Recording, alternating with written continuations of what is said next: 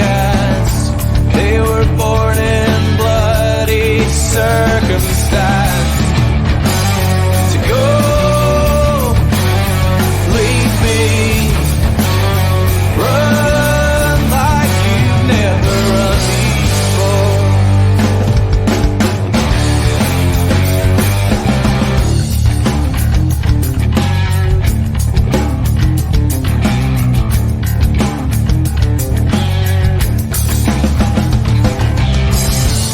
A voice from the underground, given room to breathe, not be drowned.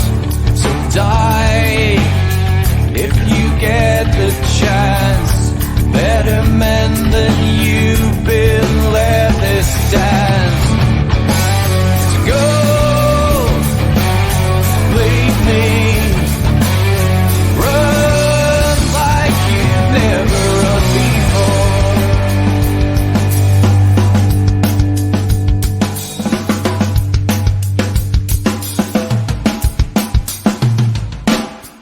I have seen the worst, and there is nothing left for me to hate, so I can lay me down, my brothers, on the ground. I bled today until Coyote comes to raise me up and carries me away.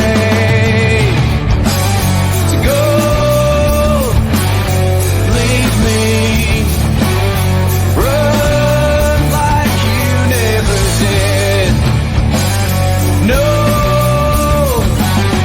leave me, run like you've never run before.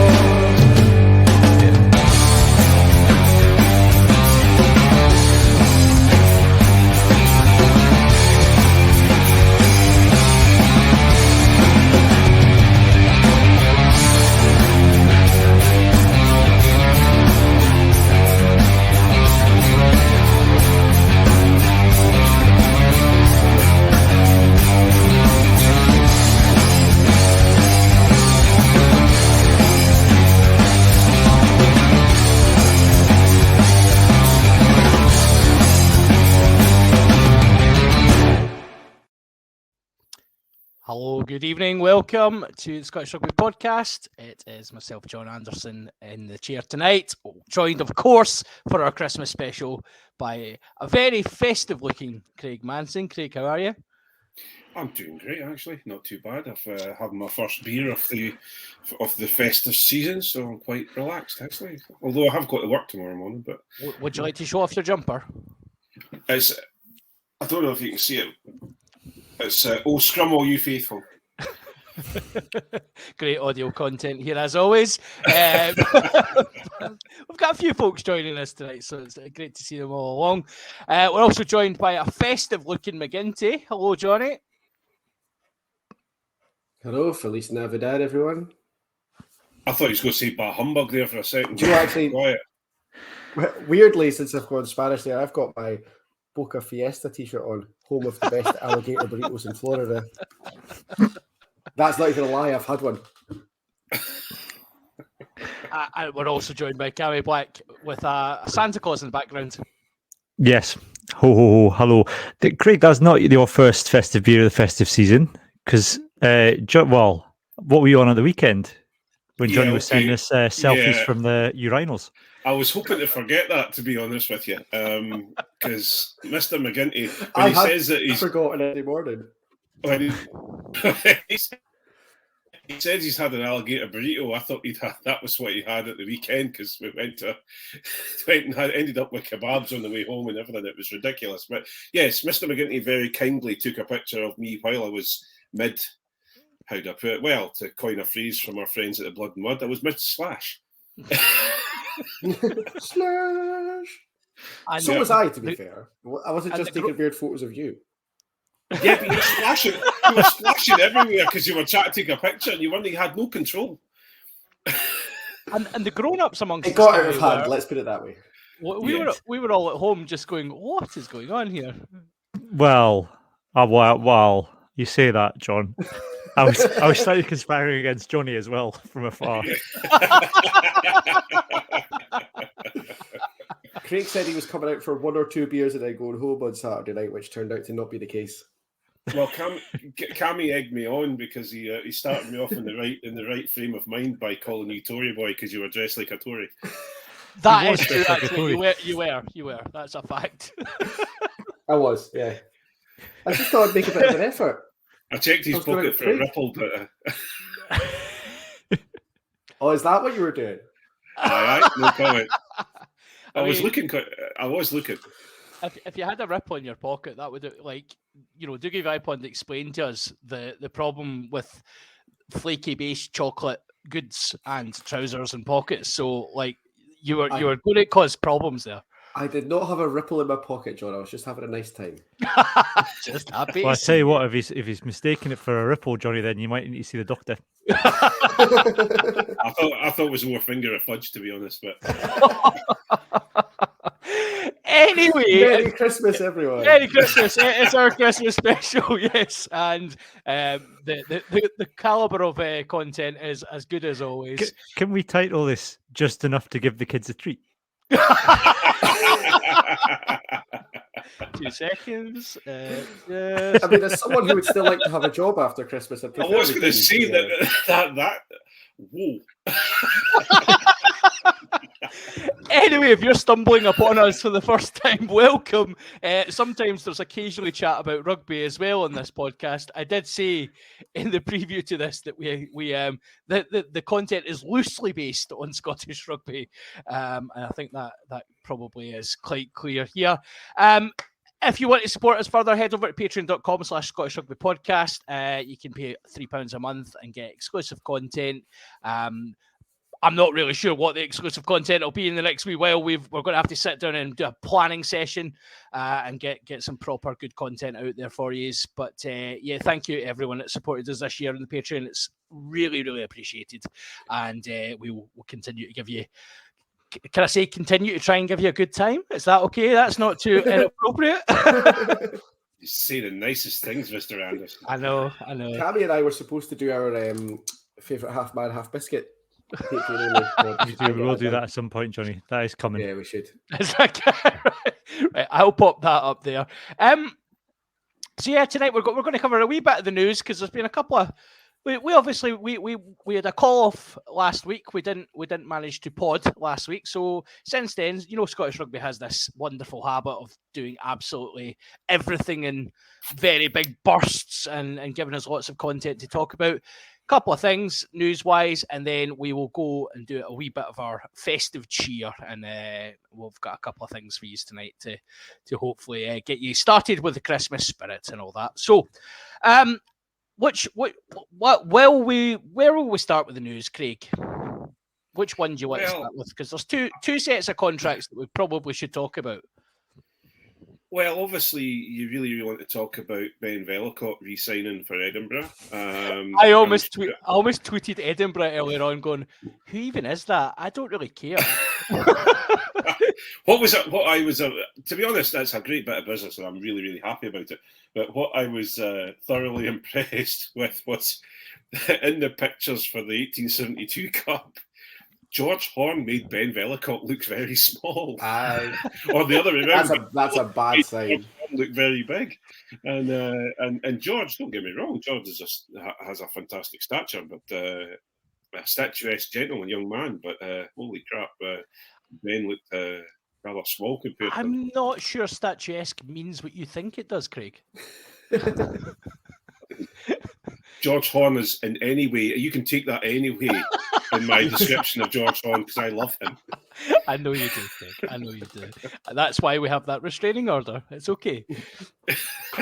So Ben Vellacott obviously has re-signed for Edinburgh. It's a good bit of business. He's done well.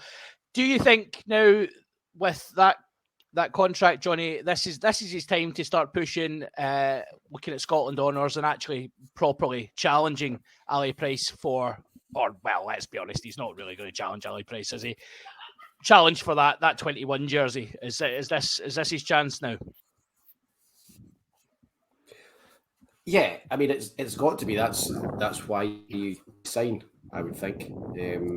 There's obviously Ben White playing down in the Premiership, seems to be a strong contender for the backup scrum half. Now we've got George in Glasgow and wee Benji in Edinburgh.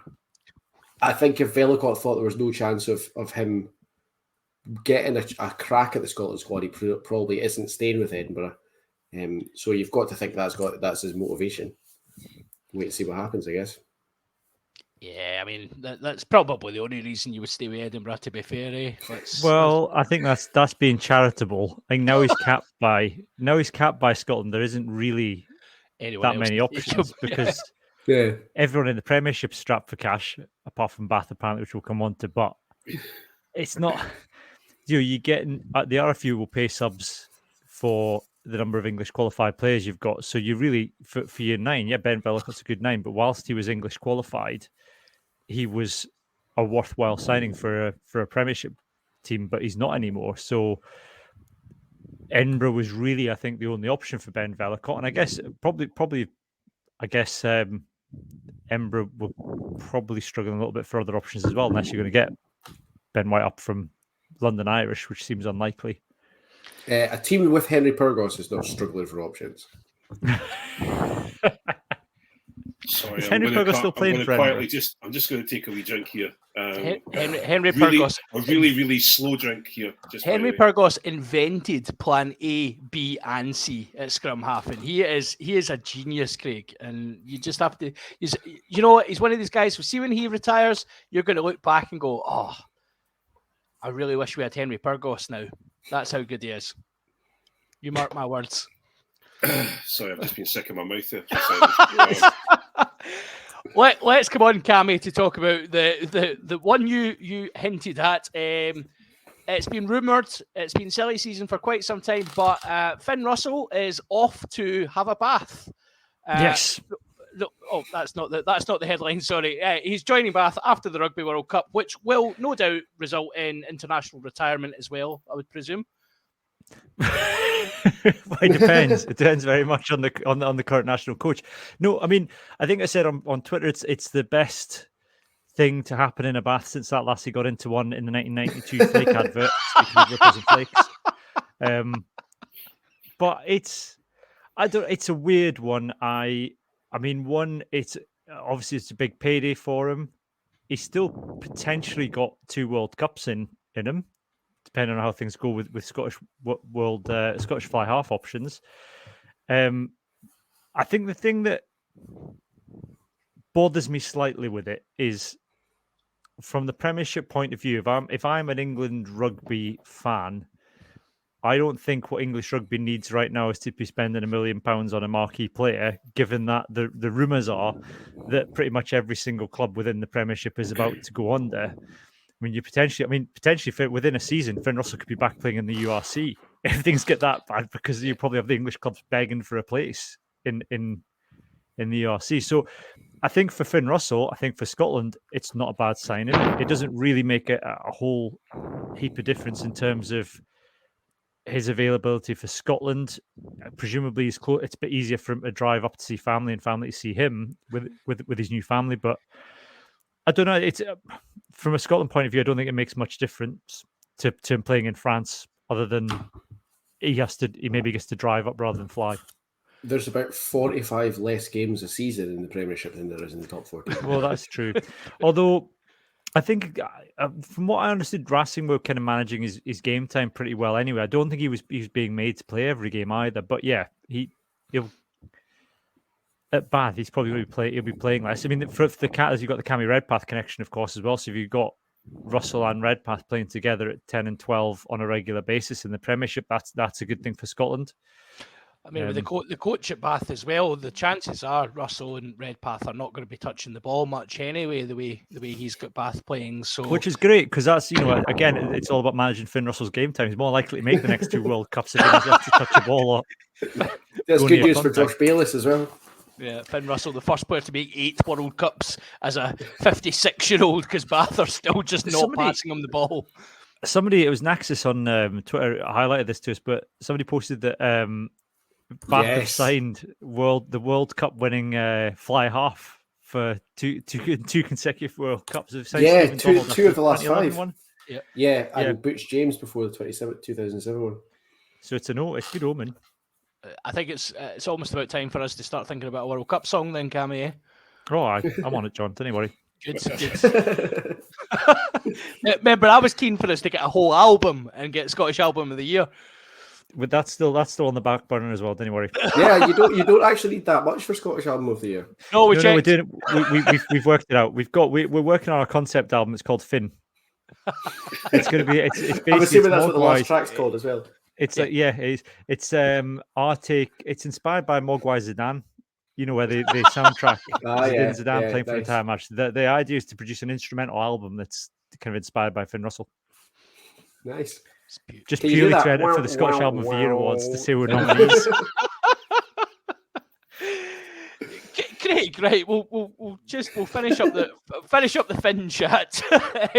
What's your take on that concept album? I mean, what's Bath aren't they aren't a world beating team, right? And Finn Russell has one major trophy in his career so far. That's all he's won. The Pro 12 with Glasgow, despite having played for Racing for 5 years. Bath's not going to add to his trophy collection. This really is about a payday, isn't it? I think if someone walks along and offers you, a rumoured 900 to 1,000 to 1 million a year, you're going to, you look at Racing, they offered them a good shout of 750, I think it was, plus a Lamborghini. So I think they got their man, and I think Bath have obviously. I don't understand it, but I understand why he's taken it, and I understand that he's gone over the top. He's played in the URC and completed that boss level. He's now moved on to the top 14 and unfortunately fell at the last post several times. So now he's decided to come over to the Premiership. I think it'll be interesting. I think the backline with Cammy Redpath and Ollie Lawrence will be really interesting. But again, as you've commented, it depends if he actually gets the ball. And Van Graan's got a lot to prove because he did take a winning Munster team and make it incredibly difficult to watch. So we'll have to wait and see how that goes. But yeah, to be honest, I think it's good for Finn because it's less games, there's less travelling. You'll be protected a little bit more, not as much as you would if he was playing in the Scottish team, but you'll be protected a little bit more, and it will, and hopefully that's if he's allowed to join the Scotland squad for the Six Nations, because it depends on his form, obviously. Of course, yeah. Do you think the reason that he turned down Racing was?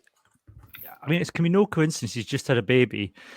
And so the attraction of having access to the wine cellar underneath the training ground at Racing, he's not going to be that offers no attraction anymore.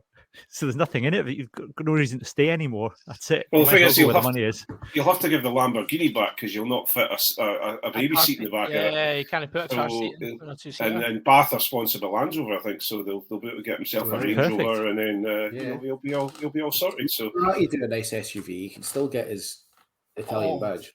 All of a sudden, it all makes sense. There we go. We've just cracked it. Just see, this is why you pay your money to come and watch this, guys. This is why. Inspector Manson there cracks the case yet again. Now, He's also geographically closer to Buckfast Abbey. That is also true. Fair point. Yeah, there is that, and also. He's no steel because you'll be able to get them transported down on $1 million a year. You'll be able to get them transported down quite quickly from Baines, rather than having to wait on them being flown over. Well, maybe his mum will bring some down in the car when she comes to pick him up after a 4-pint bender. Well, this thing, if he's driving up to the Scotland camp, then he can't drink. It's true. That's true. Yeah. He can't get on the plane. Well, I think he'll fly up for Bath. I wouldn't think he'll. Do you think he'll drive up? He'll charter a private jet himself and head up for $1 million a year. Yeah. I was giggling a little bit at some of the nuclear takes that were being bandied about on Twitter. I have to say, it was quite. I loved it.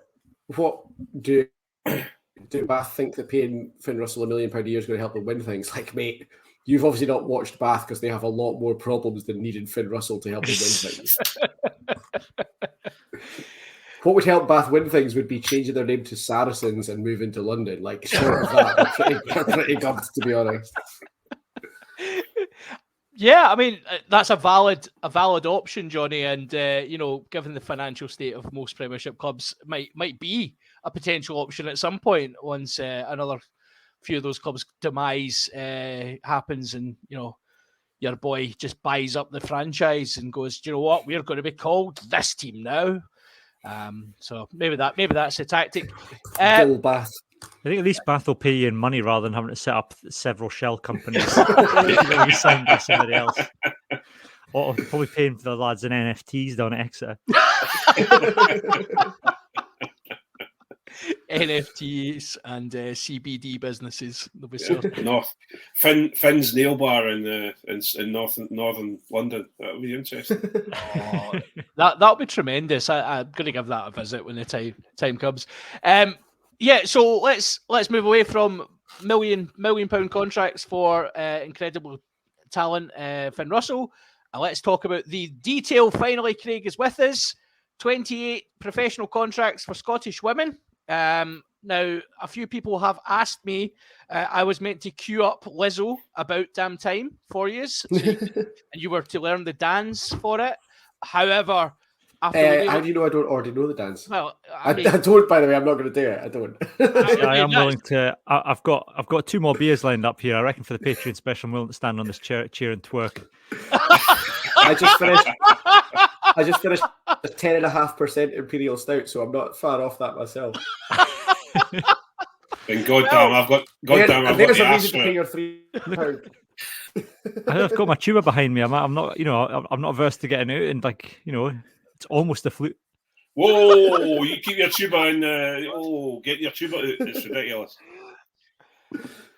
Gentlemen, this is the worst office Christmas party I've ever been to. I wish it was the worst I'd been to, Johnny. But yeah, let's say that for the Patreon. Worst Christmas party you've ever been to. Get involved in the comments. We'll reveal ours in the Patreon. Absolutely, yeah. Give some content on there. Right, 28 women have got professional contracts. About damn time. Woo! I was going to play the song, but after AC/DC tried to sue us, I decided not to. Lizzo's cooler than AC/DC. Exactly, totally. The length of people, the list of people trying to sue us has grown again. Fantastic. Where's the board? It has been 0 days. I am nothing. I've got it. It has been 0 days board. Hang on. Unfortunately, this obviously works really well in it. It works wonderfully in an audio format, though, Johnny. This was a birthday present from my wife for my class, and it says it has been 0 days since Mr. McGinty sang a Disney song. But I can always edit. I can edit it a little bit since someone tried to sue us. Since someone tried to sue us, or since John criticised Scottish Rugby fans. Well, there's no point. I might as well put a 0 in permanent marker for that. Yeah, exactly. Yeah, but don't even need to bother. Anyway, we've got lots of contracts awarded, Craig. Lots of the kind of main players that have been in and around that squad for the last wee while. A few bigger names, not necessarily contracted, but are involved in the GB7s. Yeah. Obviously, we're delighted that we've finally got to this position. It's a great step forward. Yeah, there seems to be things are moving on at a pace at this moment in time, and I'm really, really pleased. I'm over the moon. And I think my only concern is it's for a year. They've not, they've said it's 24, if I'm right in saying, and then they'll make a decision on it from then. There's not a huge, I would have rather have seen, to be picky, I'd rather have seen a 5-year investment rather than just a year at the moment. But then we've just heard that they're putting together a Celtic league. Celtic League. I wonder if it'll be sponsored by a cider company, and then it'll act like Magners or something, and it'll the old Celtic leagues that we used to, The good old days. and everyone gets to play in a cotton shirt rather than the new stuff. I'm not sure that's how it works, but okay, I love where you're going. It kind of This just is marketable. because it's kind of because obviously we're catching up with professional era. I don't think players I don't think it's a woke podcast, Craig. We really ought to be starting kind of dictating what women should be wearing. I also don't think that gets is the word I would choose to describe having to play in a cotton shirt either. Everyone is forced to play in a cotton shirt might be more accurate. So, what I'd like everyone to understand is that I have now aged incredibly, and everyone is just, I thought it was pretty, woke's the wrong word, but I thought I was down with the times, and I've just realised that I'm now becoming an old fart, and I'm going to have to start wearing slacks and a blazer. So you said like The Simpsons. I thought I was with it, and then they changed what it was. They changed what it was. So you'll see me on the SRU board pretty quickly, but no, I think I'm really excited about it. I think it's been a great year for women's sport in general, and I just I hope that this isn't just a what's the word? This isn't something just to dip a toe in and to get people to shut up about it. I hope this is something that they're really going to develop and push on. So really excited for it, and can't wait. Well, as Craig said, Cammy, we got the kind of news earlier on regarding the Celtic league, that they're kind of Celtic Challenge, as they're calling it. Initially, 2023, it'll have one team from each union, Scotland, Ireland, and Wales. The idea is to increase that to two teams by 2024, two Scottish pro clubs in a women's league. This will surely stop the men's team fans moaning about having more pro clubs as well. We could, we can. Oh Jesus, John, that Venn diagram of men who want a squad pro team and men who are opposed to women's rugby being professional. That's just that's a united circle, right? If I was a particularly nasty person, which I am, and I was in charge of those, pro teams, the two Scottish women's pro teams would be a Caledonia Reds and a Border Reivers pro teams, and then I would just go. What do you mean? What do you mean? Should be, Johnny? I mean it's great news, and it's great there's a competition that they can almost go straight into, because that's what it needs. And I think it's been a smart decision to fund some of the players through the GB sevens team, although I still think that's a mad idea. Nevertheless, I still think it's, to go away and play in higher level, intense competition does expose you to a certain amount of pressure that you just can't. You wouldn't get that in a Celtic league, My only, I suppose, this would be, I'd love to see two women pro teams in Scotland. My worry would be about spreading things too thinly, too quickly. And I'm completely with Craig. I would hope, I wish they'd done some sort of announcement about a longer term financial commitment. And again, this comes down to comms at the SRU. I think my guess would be that they have a year, not to see whether it works out. I think it's a year to let things settle in with a view to paying them more. That's what I would certainly hope they're doing, is let's have a year, let's review at the end of the year, and then let's pay them more. Let's sign more women on. And I think that's probably what their intention is. But the way that they've announced it makes it sound like we're going to give it a year and then let's just see where we are. We'll maybe all sack it off, which is not the greatest of messages. So, yes, I'd love them to have, I really hope that we do have two pro teams, but I think the lesson from the men's game, if anything, is that it takes a long time to get to a point where you have two very competitive men's teams. I mean, it's taken probably the best part of 21 years to get to a point where both Glasgow and Edinburgh are competitive. Yeah, you've always had one or the other has been better or worse. So I don't know. I'm in two minds, and I could be persuaded either way. I guess is that I think I would like to have a very strong women's pro team that is incredibly competitive and is pushing for honours every season, because I think that'll expose the players to the best to the best environments, most competitive environment. What I wouldn't like to see is two watered down pro teams mid to bottom of the table every year, because I don't know what that achieves. Do you know what I mean? I'm not saying I'm not against it. I just think it's the parallel with the third pro team, John, I guess, is that everyone keeps champing after a third pro team. It's like, well, the question is, do you need one? Yes, it would afford you the option of contracting more women's players, which is an absolutely fantastic thing. But from a competitiveness point of view and a resource point of view, let's make sure I think that the aim needs to be as competitive and as successful as possible. There is another problem in that, and I might be, I'm just looking at the initial discussions about the thistles that they're going to be called, etc. The dates and that they're proposing the games to be taking place are just when the playoffs for the Premiership, the Women's Premiership in Scotland, etc., are all going to be happening at the same time. So what you're then going to have is your pool of women's players who, especially most of your futures players and most of your players that are knocking on a professional knocking on the door of a professional contract, will be playing in the Premiership teams.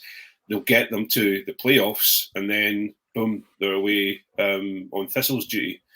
So it'll give lots of women who are maybe playing for those teams another a chance, while the higher level players go off to play for the Thistles. But then you've then got a team that may have got to the playoffs and then get battered because they've not got their high level players with them. So it's just as you said, Cammy, it has to be, we don't want to spread ourselves too thin at the moment, but also we need this sort of thing to happen so that we're giving those female athletes within the game something to work towards rather than just the Scotland team.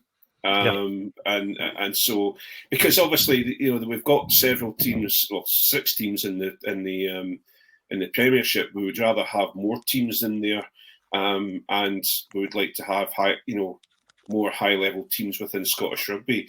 The problem is we're already, because the SRU have kind of opened it out and have created more, that there are more teams creating themselves each year. You're then at a point where now we're getting to a point where a lot of teams are either folding or they're getting close to folding because they're not, they don't have enough players to play games now, because the pool has the teams have expanded, but the player pool hasn't expanded as such. So it's just that we just have to be careful. I think you're right. I think you need to get the grassroots sorted first before you talk about a second pro team. You almost want that you need to get to a point where there's a bottleneck in the Premiership of, you've got so much capacity in the Premiership that you can release that by the second pro team. I think at the minute player numbers are increasing, and it's fantastic. And I think, I know Berwick have got enough now to be joining up with other teams and playing together and putting the odd team together occasionally. And I think that's the way to go, with to kind of make it more of a social game at the lower levels, and then grow it. But I think if you suddenly jump to 2 pro teams, that it doesn't solve any problems. I think you're right. I think all it does is take players out of the amateur pool, and that causes more problems. So get the path. I think get the pathway sorted before you start. It's almost like we need to walk before we can run, and that's. I think we've been honest. I think the SRU have neglected women's rugby for the best part of the last 3 decades, and you can't just flick a switch and suddenly kind of go, all right, well, we'll just match what we've done in the men's game. It just wouldn't work like that. So I think you're right, Craig. It's not. I think there needs to be the aspiration to have 2 pro teams, but at the right time. One of the things you've said there, Cammy, as well, the whole idea of teams being successful or relative success. Let's not kid ourselves that the Scottish pro clubs have been, we've had our moments, and Glasgow have won a title, but ultimately we find Scottish Rugby has went through periods of time where the fact that Murrayfield was getting sold out every game was when Scotland started to win games. And, ultimately interest is driven. Yeah, people get interested in the sport because you're seeing it on television, you're seeing improved performances. But ultimately, that next step, once you get to a certain level, is all about having competitive sides that can win games. And you're absolutely right. Like, to focus your attention on one pro club, make that a very strong pro club, get a situation where players from that pro club are being poached over to the Premiership, over to other teams, other women's teams that are professional. That's when you start to create that almost that swell for we can then maybe justify a second team. But I don't think just doing it because that sounds like the right thing to do in some sort of like two is better than one concept doesn't seem right. It's difficult though because you sorry. No, but then no, it's fine. I think what we have currently. Okay, I've been out the women's game now for 2 years, so I have I might be. I've kept in touch with it, and I'm not in the domestic leagues. And what tends to happen is you get teams who build momentum through National One, and they build momentum. Players are then attracted to them because they're winning games, so they go to get a bit higher level rugby. And it happened with ourselves at the How. We had players being told by the SRU futures, look, you need to get to higher level clubs. So, and the club in your area is the How of Fife, so go there and play your high level rugby there. Unfortunately, I never got the opportunity to win. To coach a team to win the National League One and get promoted to the Prem, but I saw several teams that we played against go, win the league, get promoted up to the Prem, and then they're back out the Prem in the next year because they get absolutely, they're getting nilled every game, and it's a difficult situation because what tends to then happen is those players that are winning the Premiership, winning the National One League, are then being told, well, to be at a higher level rugby, you need to go and join one of these 3 Edinburgh teams or one of these 2 Glasgow teams, and so they move, and so the team that's just been promoted has been weakened because those players have left and moved on to other places to get higher level rugby, and what we don't have currently in the women's game at the moment. There is a lot of players who will play for the badge, but because there's not, because it's not as, I don't understand what it is. I don't know the answer, but they will go and play for another team quite quickly because they want to progress because the opportunities aren't there. I know what the answer is. It's because most clubs in Scotland don't care about their women's teams. Like if you want women to play for the badge for your women's team, make it look like you actually care about your women's team. That's when you're getting papped onto the back pitches at 2:00 on a Sunday afternoon. It's hard to go, I'm going to give my all for this badge. Why would you? When the mini team are getting the main pitch and getting the prime kickoff, and the women's team are being patched, as you say, back to the back pitches with no changing rooms. It's quite hard to get motivated. Yeah, in my experience, we put together a season in National 2 where we ended up training not against the senior men but with senior men. We worked incredibly well. We didn't work closely with them, but we got a little bit of access, and that bonded the team together, and we pushed on and won the league and got promoted to National 1. I think Johnny's hit the nail on the head. I think women's teams. There are now 1 or 2 clubs that are taking them very, very seriously, and so because it's not just it's not just being taken seriously or getting the right changing room or getting the right pitch. It's, for example, you have the senior men kitted out in training tops and joggies and a bag and all these things with their membership, and the senior women's team are having to pay for all of that. And don't get me wrong, the How always made sure we had a good set of strips, and they were brand new, and we had sponsors, etc. But there are certain teams that will do that, certain clubs that will do that, and there are certain clubs that don't. And those are all the things that you're not talking about a junior team. You're talking about senior women who are just as good as the senior men, and they're the same age and they're the same level of rugby knowledge, etc. So they should be getting treated as one. It's a senior section rather than a senior men's or senior women. What I think will be fascinating for me, Craig, and I'd be interested in your take on this, is with the creation of a pro women's team, is whether or not it has the same effect on the women's amateur game as the Super Six has had on the men's game. Because what's happened with a lot of teams is it's leveled the playing field in the men's game now below kind of the Prem level, in that if you have a good, teams are able to keep the players because they're not being poached. So if you've got good pathways, you've got a strong youth section, players will stay with you. I mean, you look at Berwick. Berwick have gone from the regional leagues almost straight up to National 2. And I'm not just saying that to rub it in because we got promoted ahead of you, but I will mention it. And they're doing all right. They're holding their own in National 2. You know, they're winning some good games. They're getting beaten in others. And Berwick haven't changed anything in their approach. They've got the same coaches they had years ago in the regional leagues, got some of the same players. The only difference is they've retained the young players that have come through. Whereas before, when you used to be able to, the guys that get paid to go and play at Melrose or pay to go to, St Boswell's at one point, you lost your youth players because your best Colts would just get taken by somebody else who was higher up the league. And higher up the league is where you get spotted and where you go. Whereas I think in the women's game, you would hope that if there would be a broader look across the leagues then at players, so that you don't have to be playing in the Prem to improve your chances of being a pro Scottish rugby player, that there is a more investment in pathways, and then the teams that have invested in girls rugby should then be the more successful amateur teams because if they can retain those players. Yeah, I think it's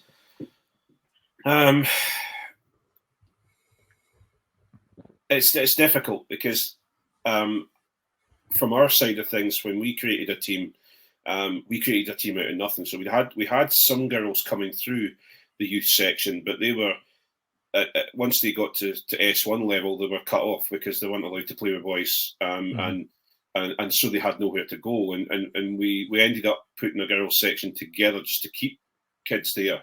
And unfortunately, we had sort of a constant flow of different coaches coming through, so it wasn't great for the youth setup. Where the senior setup was just sheer bloody mindedness to get it going, and we worked hard, and the girls worked incredibly hard to bring players to the team, and we worked that way. I think you're bang on. I think there needs to be a pathway through the youth system. The issue we have currently, though, is that and again, I've been out of it for 2 years, but up until the point I finished up with the Quins, there was no Cali. There was no, you would identify a couple of young players for Scottish Futures, but you wouldn't get that. You wouldn't have those regional teams that would play again. We had Glasgow. I think it was East v West, and we used to put some, and it was they put players together to play against each other, but it was all very kind of ramshackle, and I don't. We're sitting at under 18s, and every start of season we identify several players that have got to be put through to Cali, and they go through to Cali. They get intensive training by coaches that are being paid to do that job, and then they filter on, and then so we don't have that set up for the women's side of things at the moment. So it just takes a bit of.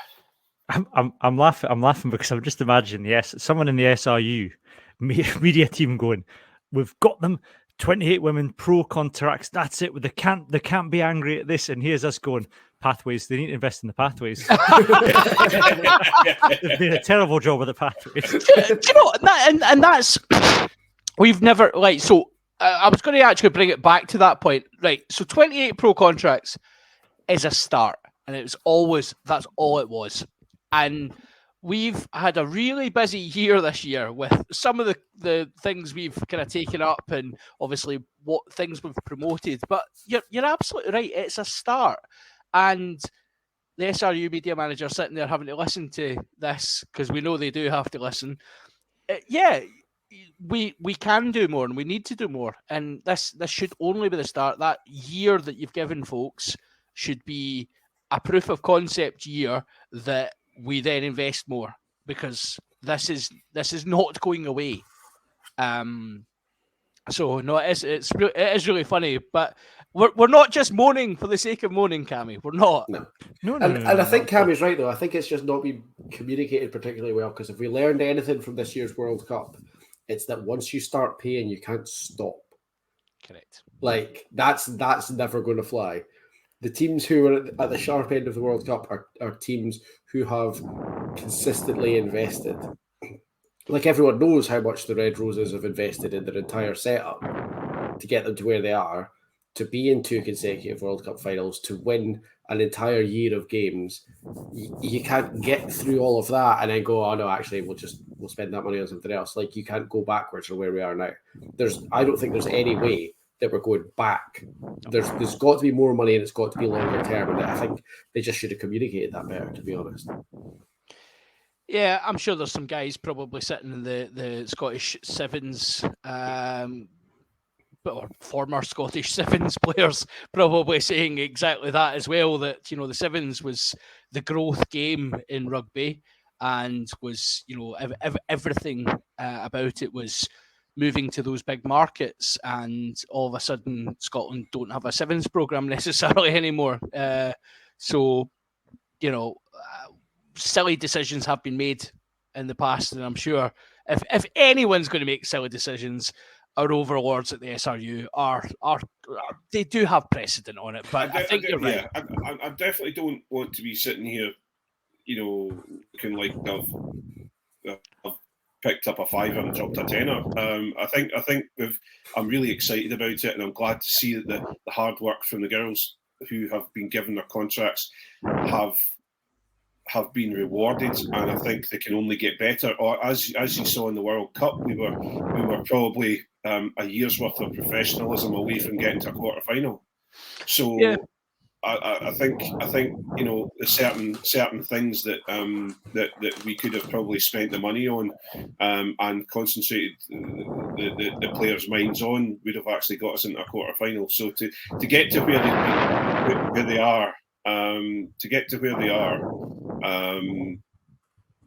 with the funding that they've had, is a very, very good job. So I'm excited about it.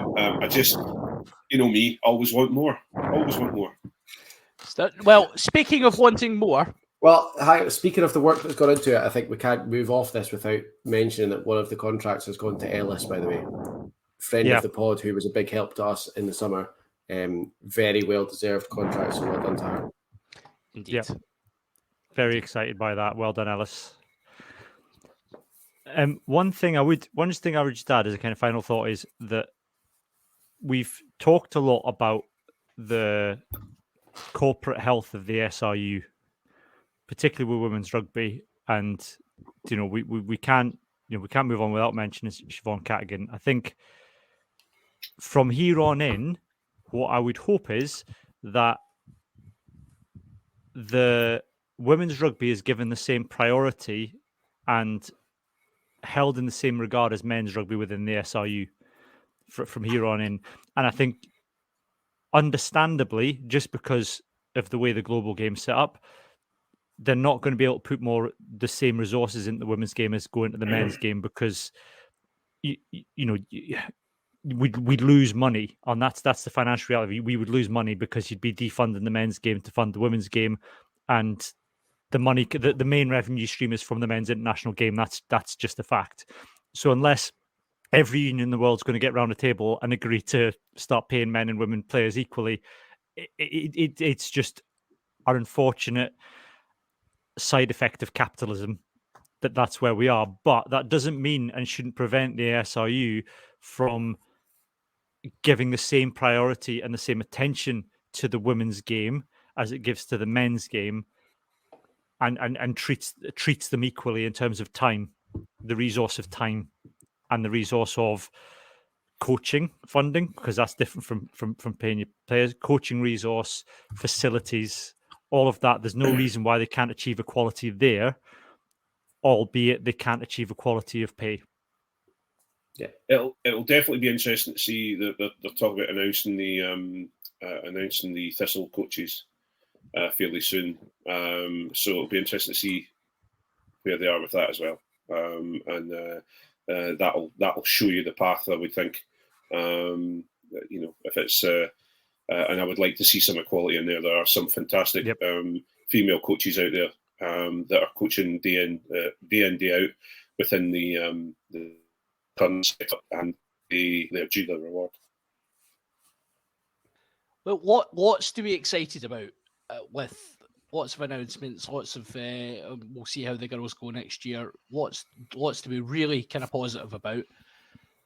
With that in mind, we've got 9 minutes of this free view session left. I'm not letting you take me, even though it's a Christmas special. We'll give the Christmas content to the Patreons, but you have your opportunity here. I'll come around each year. What is Santa Claus going to bring for you in a rugby sense this year? It could be a pro player, could be something you're wishing for, or you could be all cynical and ask for a lump of coal for your defence. Craig, come to you first. For me, I'd like to see. I would like Santa to bring me a little bit more attention from the SRU where they spend their money, especially in the grassroots game. And it would be nice to see. I've kind of got my my Christmas present early with the pro contracts for the women's players, but I'd like to see the SRU spending their money a little bit more within the grassroots game to create those pathways. Put these pathways into place a little bit more compared to spending money in America on certain teams and things like that. Don't diss the DC Old Glory, Craig. Well, I'm saying nothing. To be fair, when you opened up that line, I just want a wee bit more attention from the SRU. I was terrified. I was like, "What are you planning, Manson?" Craig wants a development officer to come round his house and rub his tummy. Well, first things first. How do you not know that's happened already, John? I know far too many development officers. No, there's no way you wouldn't have told us about that in the pod. Can I have two things for Santa? Can I have a second present? I mean, have you been a good boy? I've been a good boy. Depends which development officer you ask.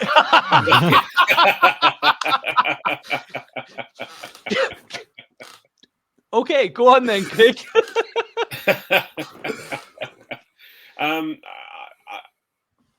I'd like a fourth place for Edinburgh. That'd be nice.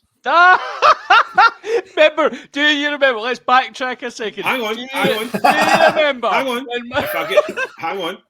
We get a fourth place, then we get a chance to prove ourselves in the playoffs. So that's what I'm asking for. Yeah, and then win the whole event. Yeah. Yeah, absolutely. Yeah. That's all happening. And thanks for on the previous episode talking to me like I'm a schoolboy. I really appreciate it. Now, Craig, do you remember? Do you remember? Do you remember what you said?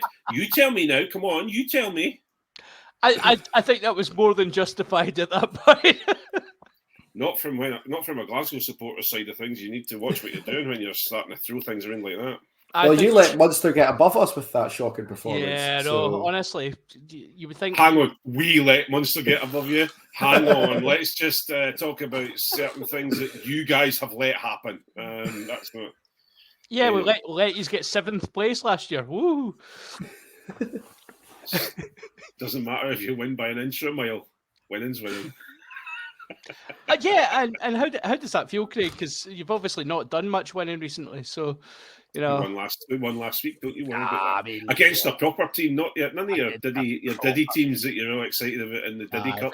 Very good. Was it not Cast? It was, yeah. No, it's not the band, Johnny. We need to work on your definition of a proper team, Craig. And it was such a proper team that Scott Hastings called them Brave for most of the Come on, you can't turn around and go, oh, because the finger on the pulse, Scott Hastings knows all about it. Come on now. He didn't even know what team he was turning up to watch. He was like, "Oh I yeah, didn't know what stadium it was in. that's fair." Cammy, what do you want from Santa? I would just like rugby to be free of nonsense for 12 months. Here. Like off pitch nonsense. I like a bit of on pitch Ambitious. nonsense, but just I don't know, it just feels sometimes like you follow the wrong sport. Yeah. Do you know what I mean? And it's nice because you come on here and I'm in a couple of nice group chats with like-minded people, and it's kind of it's nice to be in a wee echo chamber sometimes. But the rest of the time, sometimes it does grind you down a little bit. I mean, there was one of the more prominent rugby podcasters, I'd say it was a microaggression against who was it got announced as ambassador for Bristol? The name escapes me now. It was Is it Ellis Genge? Genge. Ellis Genge got announced as Bristol. He's an ambassador for Bristol, which is a fantastic thing, connecting rugby to the city. Someone he brought up. You could see what an inspiration he could be to young men from his background in Bristol, and it gets accused of being some sort of virtue signal, which I'd say it was a microaggression, but given the number of microaggressions by this particular person, he might as well just don a Hitler moustache and start frog marching up and down the high street. It's that kind of nonsense. I shouldn't really. It's just that kind of nonsense. It would just be nice if rugby actually could live up to its hashtag values for a year, like just a year. If everyone could just do it for a year, just to give us all just a break. Well, and we'll get on to some of the stuff that's happened, no doubt, in the yeah.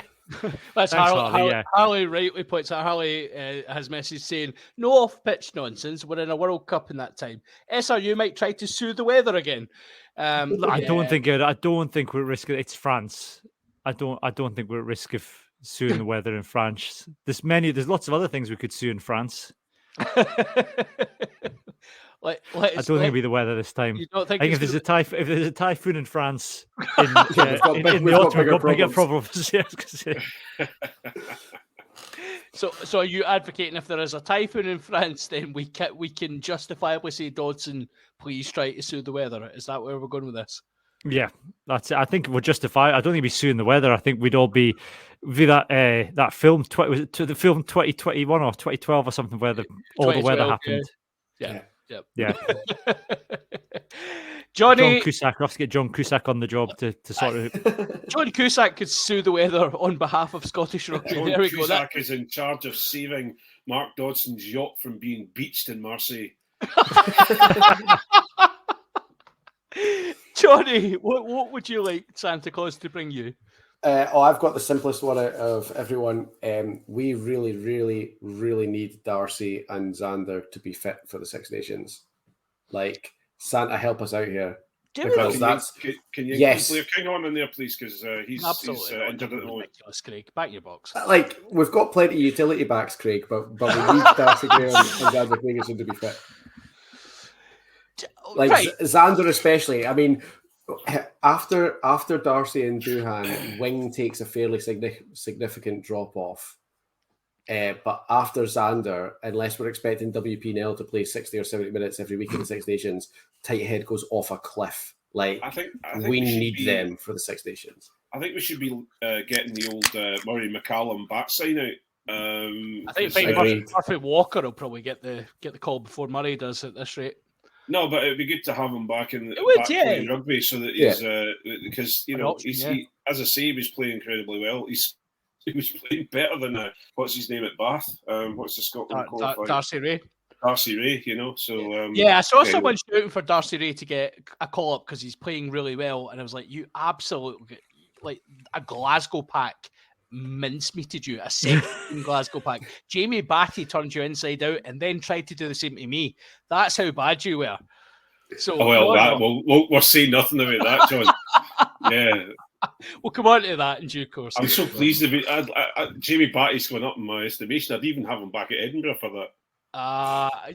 You know, I love Jamie Batty. I thought it was brilliant. It's great to know that it's great to know that I have such an influence that I can positively motivate my team.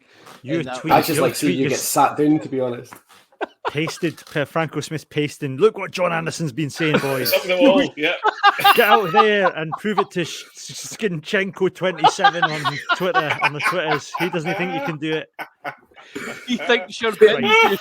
Glasgow have got serious problems if they're sticking your tweets to the I vote, know, so right? Evidently they are. Speaking of people being publicly sat down on Twitter, by the way, I had to give a rare bit of kudos to the Edinburgh social media team yesterday, because that was wow, brilliant. Someone trying to like have a go at them for giving tickets to Ukrainian refugees when they should be giving it to Scottish homeless people. And they just put up a big list of what the community engagement team does, and everyone like, but if you want to be angry about something, then knock yourself out. And a wee fishing hook emoji, just like top work. It was a pretty vicious takedown, wasn't it? It was nicely done. So for me, Santa Claus is going to bring. Actually, just to finish on your point, Johnny, regarding Xander and Darcy, I know what you're saying. Like, for a Six Nations to be successful, I think we need them there. But if we remember how Xander Fagerson came into the team as a child, when WP Nell got injured, this is an opportunity for those guys. You know, our propping stock in Scotland is never deep, but actually we are at a bit of a critical level where we're relying on Grampanell to, you know, do the job. So I think it's a good opportunity for like Murphy Walker, whisper at Murray McCallum if he was to get a contract and, you know, get playing somewhere. It's a good opportunity for these props to actually get a bit of game time in a Scotland shirt. So I'm less concerned about that. Darcy's a huge miss, but ultimately we need to find a way to kind of mitigate that. And actually, it's a wee bit of time off before the World Cup, so I'm kind of happy. Actually, very, very, very quickly, because obviously we're over the hour. Speaking of time off before a World Cup, we need to mention that Hamish Watson has been stood down and he's got to see a neurotrauma specialist. yes, that's yeah. Yeah. Yep.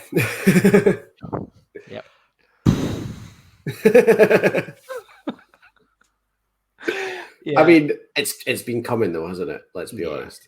Yeah, that's the thing, and he's been stood down. They were saying he was struggling afterwards, but wasn't necessarily. You know, it's not necessarily that he's showing massive symptoms or, you know, in that sense, but it's the number of concussions and the number of incidents we've had now. He's Rocky at the start of Rocky 5, and that's the worry. Yeah. And also, you know, and to take a particularly selfish view of it, it's not like we're sitting here going, oh, if we didn't have Mish, what we're going to do? We have players there that will continue on and play, maybe not the same brand as rugby as he would, but there's players there that will take up the slack, and he can get the help and the need, the treatment he needs to come hopefully back and play some more. But you just can't be safer. You know, you can't be doing anything less. You know, you can't be. It's fine because Tom Gordon will be back in January, so Six Nations is saved. Oh yeah, okay, yeah, please. Six Nations is saved. Captain Tom will be back and we'll be fine. It's all good. Yeah. Craig's way to open his desk drawer to his wee picture of Luke Crosby and just go, yeah, I know the Luke Crosby love is like, I almost want to like start fighting that. The thing is though, I don't understand. He's been the great. Luke Crosby love. How dare he? He's been fantastic. He's been really good. He's really good. Like I like okay, you know, I love a back row with a bit of niggle. It's great, and he's just quietly just gets on with it and rattles people, and I love it to bits. So my wish from Santa Claus is that the Hugh Naissance is actually a thing, and I want it to be everything that it has potential to be the most beautiful comeback story ever. Oh, can you imagine Hugh Jones in the 13 jersey in a World Cup final, tearing it in 4 tries against England, Finn Russell throwing it under his legs to score tries for him. Oh, just yes, I totally, please. I totally, Yes, please. I was totally on board with you for a second there until you said World Cup final, and then it just went off. No, I mean, Did you not hear us? yeah. Now that Finn signed for Bath, it's as good as guaranteed. This is the problem, Craig. Craig's wish to be fourth in a league from Santa. Make any wish you want in the world. I wish to be fourth in the league. That's like a kid asking for a knockoff toy for the Christmas present. So, what do you want for Christmas? Do you want a Teenage Mutant Ninja Turtle? No, I just want the karate chopping ninja newts instead. Do you want a pair? The back shelves of B&M? Do you want a pair of Reeboks? No, I want a pair of non-brand because obviously Yeah, that's where I'm at. Listen, there's nothing wrong with that, right? That's what I got for my Christmas. It's people like you that made me sad. Do you know what? Do you know what Adidas tracksuit, son? No, I'll have 4 stripes, Dad, and I'll be happy. Ah, yeah. Let's go to 4 stripe. Yeah. That's 1 more stripe than 3. Popper's only half the way up. It's fine for me. We'll get onto the topic of poppers, I'm sure, at some point because because I There's a promise for the Patreons. I may have made I'm staying on the beer jar. I don't know about you. I may have made a purchase of some retro Don't dig any tracks. This is definitely Patreon content. Anyway, yeah, we'll see how that goes on Patreon. Gabby's Ian's offline waiting to find out where you got it from. Anyway, with that, we will head off from the free view and head over to Patreon so that we can get a wee bit more loose-lipped about my choice of backflip bombs. Yes, John, let's get a bit looser and chat about poppers.